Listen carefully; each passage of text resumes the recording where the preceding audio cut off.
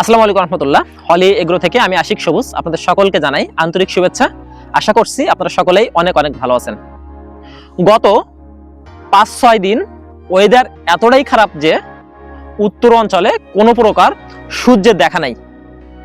আর আমরা এই সময়টা যেহেতু সরিষা মধু উৎপাদনের মৌসুম চলতেছে, এখন এই সময়টা আমরা উত্তরবঙ্গের টাঙ্গাইলে আমরা আমাদের হলি এগ্রো মৌ খামার স্থাপন করে আমরা মধু উৎপাদনের জন্য আমরা ওয়েট করতেছি, কিন্তু তারপরেও কোনো ধরনের মধু উৎপাদনে আমরা সক্ষম হচ্ছি না। তার কারণ হচ্ছে ওয়েদার খারাপ।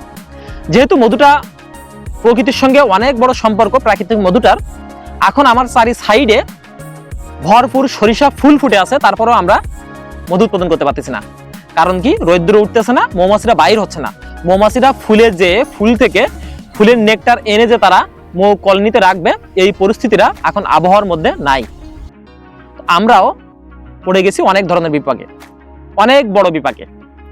এর মধ্যেও আপনারা যারা আমাদের উপরে আস্থা রেখে বড় বড় অর্ডার দিয়ে রাখছেন, সরিষা ফুলের মধু আমাদের কাছ থেকে সংগ্রহ করবেন, আমরা বিশুদ্ধ মধু আপনাদেরকে দেব, এই প্রত্যাশায় আপনারা ওয়েট করতেছেন। তাদের কাছে আমি বলবো যে আপনারা ওয়েট করুন, আমাদের উপরে বিশ্বাস করুন, ধৈর্য রাখুন।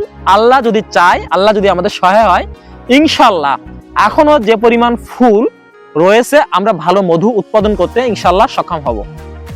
তবে যদি ওয়েদার কোনোভাবে খারাপ রয়ে যায় এ সিজনে, তাহলে হয়তোবা অধিক পরিমাণে সরিষা মধু উৎপাদন সম্ভব হবে না।